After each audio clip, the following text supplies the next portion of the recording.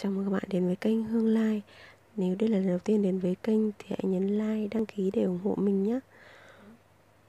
Hôm nay mình sẽ chia sẻ với mọi người cách làm siro mận và mứt mận cực kỳ đơn giản mà lại ngon. Nguyên liệu mình cần chuẩn bị để làm được món này đó là mình sẽ cần 1 cân mận và khoảng nửa cân đường.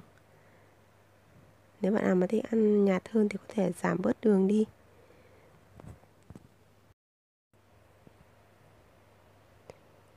Đây là thành phẩm mứt mận mà mình vừa mới làm xong nhé. Rất là sánh mịn. Mình cảm giác ngon cả mứt dâu luôn đấy. Và nó không hề bị vị đắng hay là gì cả. Còn đây là siro mận nhé mọi người. Siro mận có cả xác mận, chứ không phải là chỉ có nước của mận thôi đâu. Bây giờ thì mình cùng bắt tay vào làm nhé. Trước tiên thì mình sẽ chuẩn bị một cái bát như thế này để đựng thịt của quả mận. Mình sẽ gọt sạch vỏ quả mận đi. Nếu như mà để cả vỏ thì mình sẽ cảm giác nó sẽ vị hơi đắng đắng, mà nó sẽ không được ngon bằng là mình gọt vỏ sạch đi như thế này.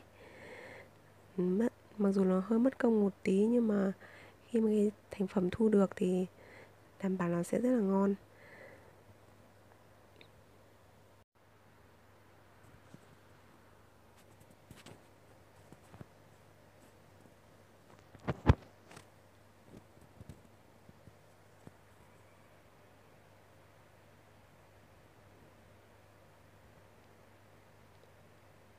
Mình sẽ cắt hết thịt của quả mận ra như này nhé.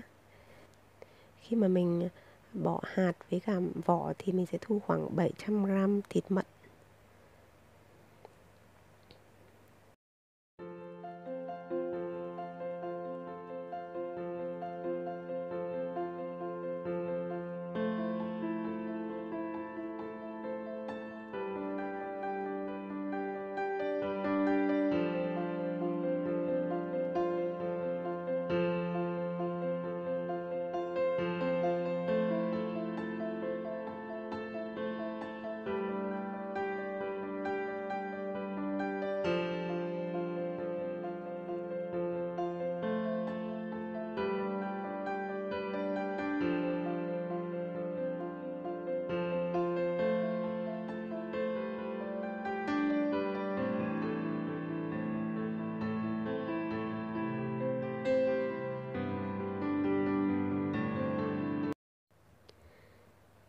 Đây là mình đã gọt xong mận rồi nhá. Bây giờ mình sẽ tiến hành đi trộn với đường. Mình thu được khoảng 700 đến 750g thịt mận thì mình sẽ cần khoảng 400 cho đến 500g đường. Cái này sẽ tùy khẩu vị của mọi người. Ai thích ăn ngọt nhiều thì sẽ cho nhiều đường. Còn ai thích ăn chua thì mình sẽ cho khoảng 300 cho đến 400g đường thôi.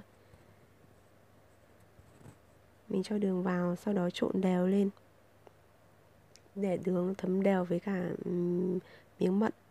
Và mình sẽ để qua đêm hoặc là để 4 tiếng cho đến 8 tiếng, đến khi nào mà đường nó cứ tan hết thì thôi.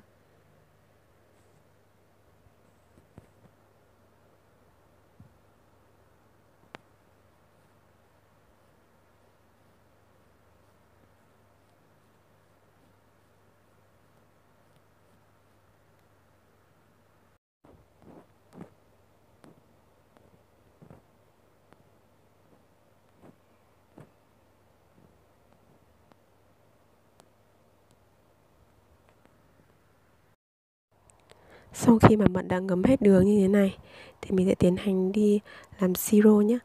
Cách thứ nhất đó là mình sẽ dùng một cái máy Siroca, một chiếc máy làm bánh mì tự động như này, và chọn chế độ làm mứt. Cách này rất là tiện bởi vì nó sẽ căn giờ và nó ra siro rất là chuẩn. Mình sẽ cho mận vào trong cái thố của nó. Sau đó là dùng cái nắp chuyên dùng để làm mứt đậy lại để cho nó đỡ bắn. Sau đó là mình sẽ cắm điện, nhớ là điện 110V nhé. Sau đó là mình sẽ chọn chế độ như máy này là chế độ số 13, sẽ là chế độ làm mứt. Và nó sẽ mất khoảng là 1 tiếng 15 phút. Lúc đó thì mình chỉ việc chờ đợi thôi. Sau một thời gian thì chỉ còn đó là 5 phút. Máy vẫn đang hoạt động, vẫn vừa đánh và vừa nấu. Còn 1 phút nữa thôi là món siro của chúng ta đã hoàn thành. Trong thời gian 1 tiếng 15 phút thì mọi người có thể làm bất kỳ một công việc nào khác, và sau đó quay lại là mình lại có một siro mận tuyệt vời mà không tốn công sức gì hết.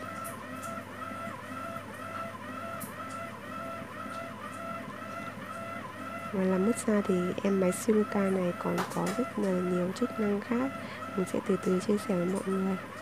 Hôm nay mình sẽ chia sẻ chức năng đầu tiên, đó chính là làm mứt, và mình vẫn thường xuyên dùng cái chức năng này để làm các loại mứt hoa quả.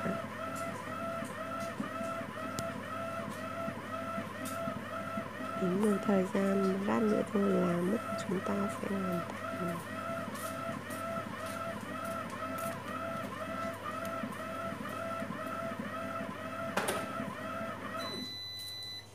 Đấy, đã kết thúc rồi đấy.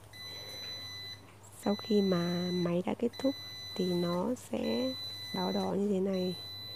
Mình sẽ tắt nó đi và mở cái nắp của nó ra, và mình kiểm tra cái món siro của mình. Đấy, có cái nắp này nó sẽ không bị bắn tứ tung, không lau rất là khổ. Đấy, mình đã có món siro rất là ngon, nấu trong vòng 1 tiếng 15 phút. Thế nên là các bạn hoàn toàn yên tâm và để cho nó thủy tinh, nó không hề bị hỏng gì hết. Và mình sẽ để nguội nó. Sau khi nó nguội thì mình sẽ rót ra bát như thế này. Đấy, ngon chưa?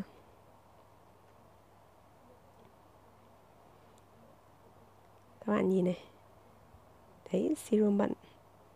Máy nó đánh nhuyễn ra và nó có các sợi mận như thế này, rất là hấp dẫn. Màu thì hoàn toàn là đỏ đẹp luôn, gần như giữ nguyên bản gốc. Sau khi siro mà đã nguội rồi thì mình sẽ cho vào chai thủy tinh nhé. Nhớ là chai thủy tinh này phải tráng nước nóng và để khô tự nhiên. Sau đó là mình sẽ cho vào tủ lạnh để bảo quản, để uống dần. Cái này thì khi mà có một chai siro này rồi thì mình pha rất là dễ. Mình chỉ cần cho thêm đá, một chút nước và cho siro vào. Vậy là có một món đồ uống mùa hè rất là tuyệt vời.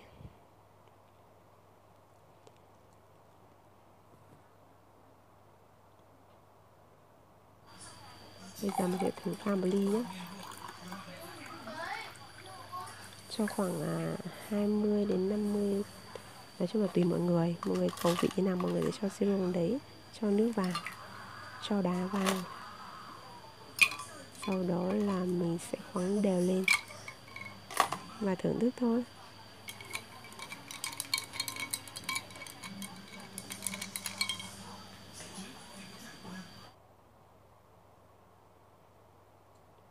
Món này là vừa chua chua ngọt ngọt, nói chung là rất là ngon. Cách thứ hai mình muốn chia sẻ với mọi người đó là sên trên bếp. Mình sẽ cho mứt vào một chiếc son inox dày. Cái đế của nó dày một chút để không bị cháy. Sau đó là mình sẽ đun sôi lên.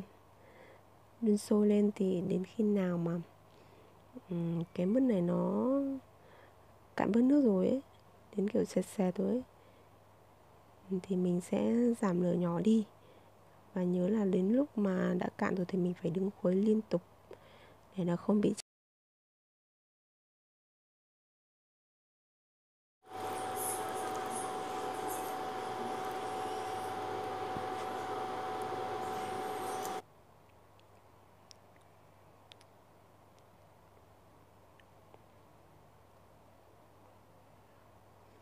Các bạn nhớ khoắng nhé, cái lúc này thì nó hơi vất vả một tí vì chịu khó khoắng.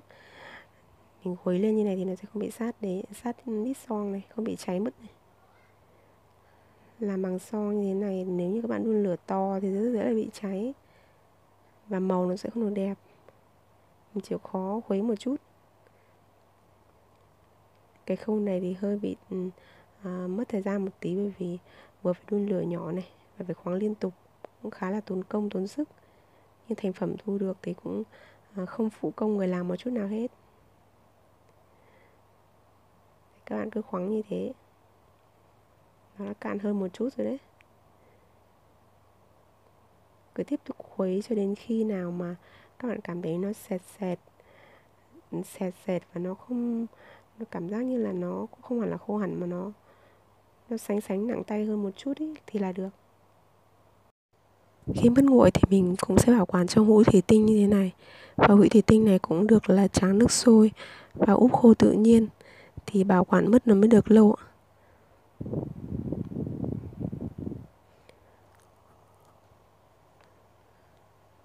Với món mứt này thì mình có thể dùng ăn kèm với cả bánh mì, hoặc để làm nhân bánh cookie cũng được. Chúc các bạn thành công với món siro mận và món mứt mận này nhé. Các bạn nhớ nhấn like và đăng ký kênh để ủng hộ mình nhé. Cảm ơn các bạn đã theo dõi video.